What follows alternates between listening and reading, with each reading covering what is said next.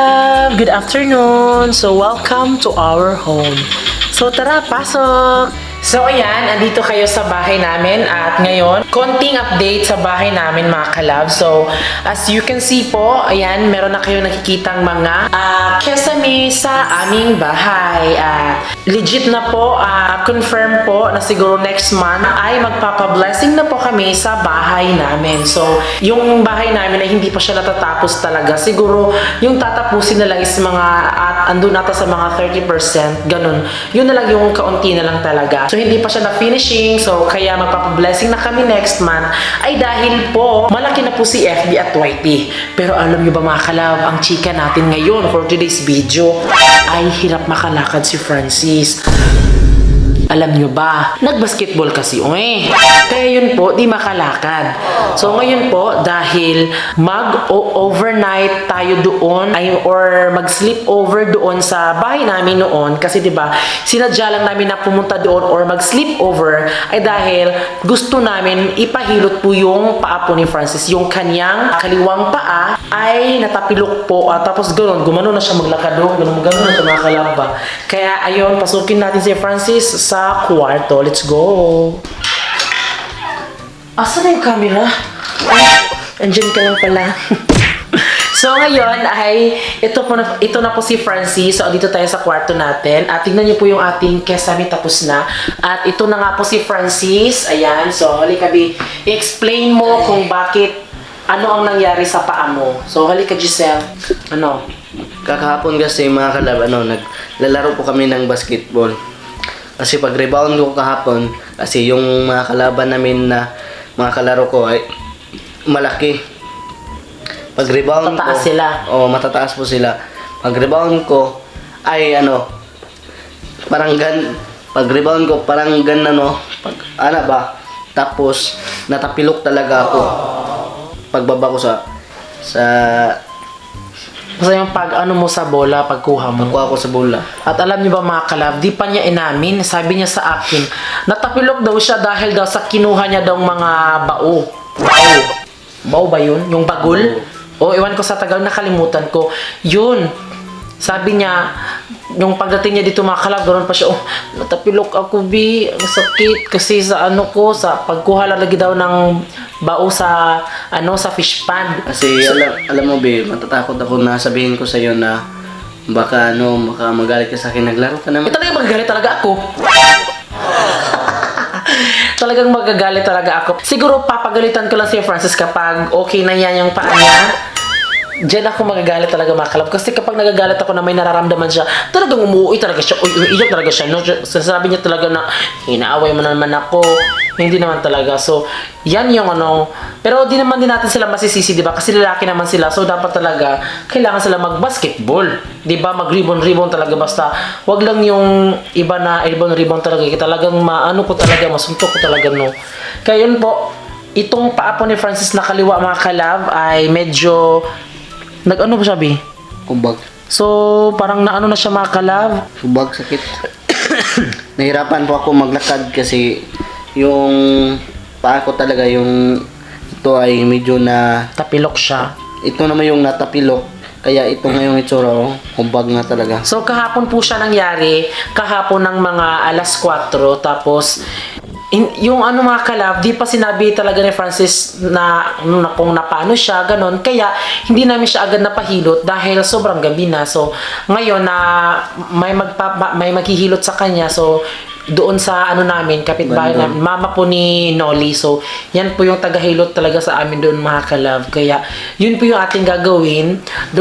Pupunta tayo ngayon ng Bandol at doon tayo matutulog sa bahay namin. So, hindi kasi pwedeng pagkatapos naman magpahilot doon ay balik kami dito, uwi. Kasi diba, bawal kasi yung mga ganun. Baka siguro mapapanhutan kung sa Bisaya pa. Yan kasi yung mga sabi-sabi ng mga matatanda. Syempre yung mga mama din namin na kapag bago kang hilot, talagang bawal kang ng hangin. So, ngayon yung ating gagawin. Tignan niyo po mga kalab kung paano maglakad si Francis, no? So, alkabi.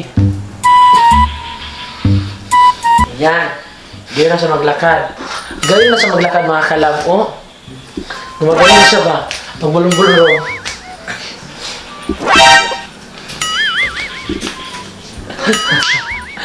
Pero alam yun, Ayun. Alam niyo ba mga kalab, kahapon, mas masakit yun kahapon talaga. So, ang ginawa ko sa kanya ay binaba. Gibaba na lang nako siya. So, ganito mga kalab, oh.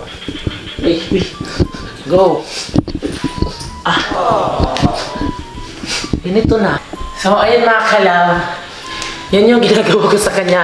Binubuhat ko siya. Kapag nawiwiwi siya, Mabigat ba ako, be? ako yung umalalay. At alam niyo ba, may speed ako nakikita. Hala. So, punta na po kami doon sa bandol para ipahilot po yung paa po ni Francis. So, let's go na.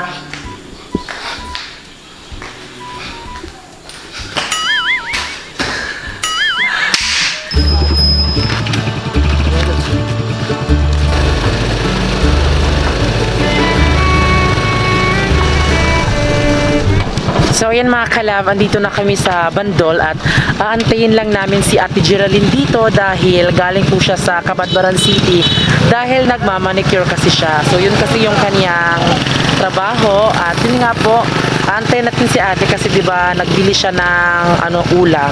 So pagdating natin Geraldine ay punta na tayo doon. Siguro kakain muna siguro muna kami bago magpahilot sa paa ni Francis. Ayan na po si Ate Geraldine. Pak! Sexy! So, ayan mga kalab. Punta na po kami sa bahay nila Ate Geraldine kasi dito na siya. Lili!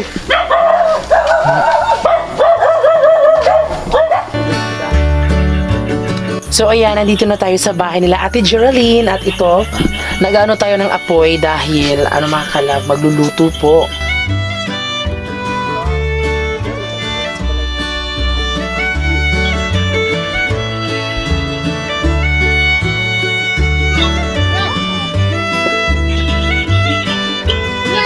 So yan mga kalab, ang ulam namin ngayon ay meron kaming hawaan na bulad. Ito po. At karni din po mga kalab. Ayan. Karni. So itong mga kalab, bulad na hawaan ay pumunta sila ng fish pond at nag-harvest po itong hawaan. Ayan, ito po mga kalab. Super sarap dahil po siya, with po siya mga kalab, spicy.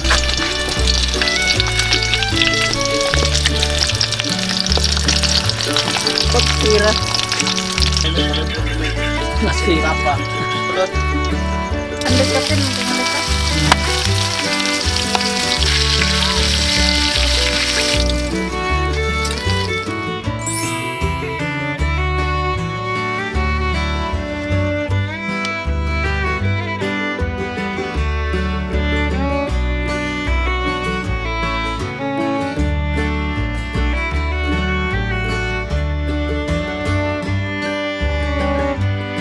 So ngayon mga kalab, dahil tapos na kaming kumain, naghapunan, so pinahiram kami natin Geraldine ng foam dahil wala nang foam doon sa amin. Wala na mga kumot kasi 'di ba, na-evacuate po yung mga ibang gamit namin doon. Pero sa ngayon mga kalab, ang nakakaproblema lang talaga, 'di ba, yung pumunta lang naman kami dito is para magpahilot si Francis. Hindi po napahilot si Francis dahil yung si Auntie Lenny po, mama ni Noli, ay na birthday po. Ayan, so malayo po yung kanilang pinuntahan kaya di po natuloy yung paghilot. Siguro try na lang namin bukas kung sino ang pwedeng maghilot kay Francis. Kayon po ngayon ay papauwi na po kami sa bahay namin. Ayan, papauwi na kami. Ito po yung daanan namin dito papunta sa bahay namin. So ayan, andito na tayo sa bahay. At ito po yung bahay namin. Wala na pong ilaw dito. So pinaputol na po namin yung kuryente kasi 'di ba, di na kasi kami dito tumira kaya wala na pong kuryente. So ayan, nagwawalis na po si Giselle at yung walis namin ay tanging si Giselle lang talaga ang makakapagwalis dahil sobrang cute talaga ng aming walis. Ayan.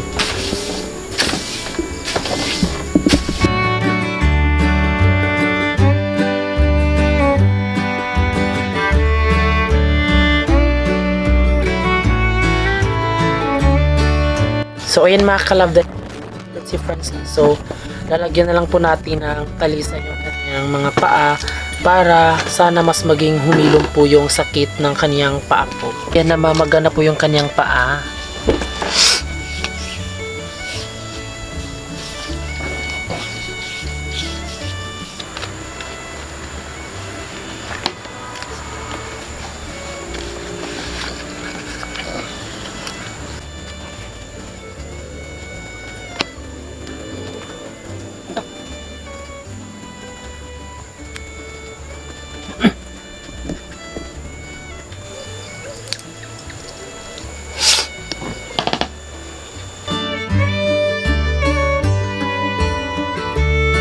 ngayon mga kalab ay matutulog na po kami dahil alam nyo ba, sobrang ginaw dito mga kalab. Fresh yung hangin dito kapag umaga, tanghali, pero kapag hapon na tuwing papuntang gabi is napaka din talaga, napaka ginaw. So kapag natutulog kapag gabi, bawal talaga malamigan yung katawan, diba, kasi delikado siya.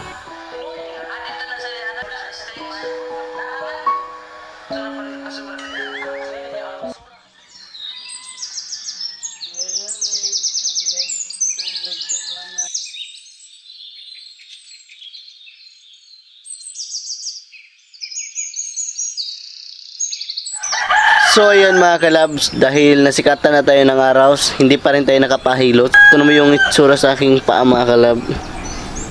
Ayan o.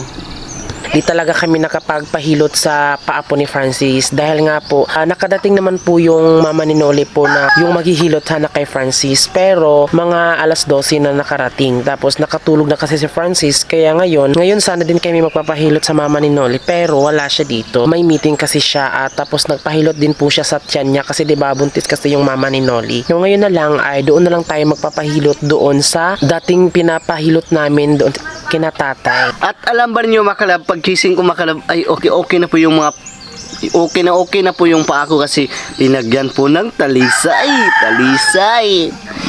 Ito na yung paa ko. Makalakad na ako pero hindi pa kagaano na Maglakad mabili. ka nga. Di, Oh. Ganun na mga kalab, balik dito. Ganun na siya maglakad mga kalab, di gaya nung dati mga kalab na kahapon mga kalab na para talaga siyang kimpang, no? Pero ngayon nalalakad na talaga niya. medyo may hubag pa rin, no?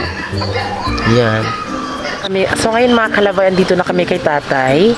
So ito ay nasa Kalukan mga kalab, at ngayon po ay magpapahilot na po si Francis sa kanyang paa dahil kahit na medyo naging okay na ay papahilot na din mga kalab para mas komportable. So let's go.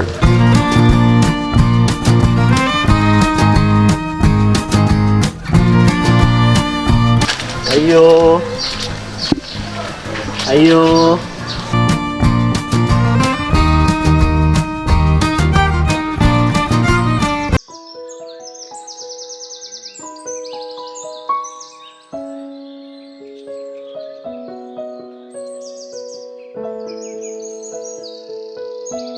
So ayan mga kalab, ngayon po ay hinihilot na po yung paa ni Francis.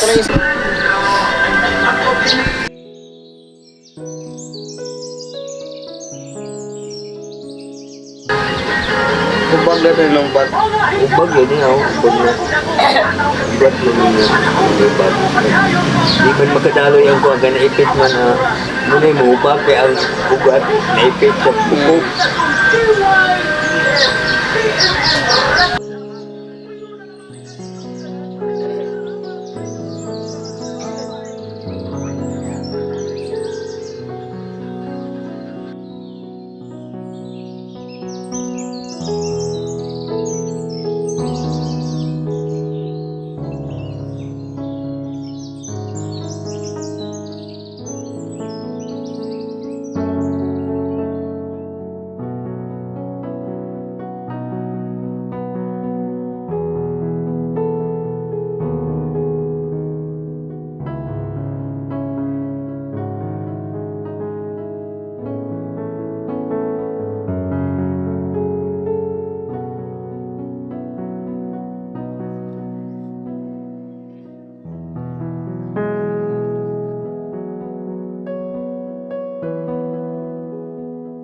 Hindi man mauna kung ilog to.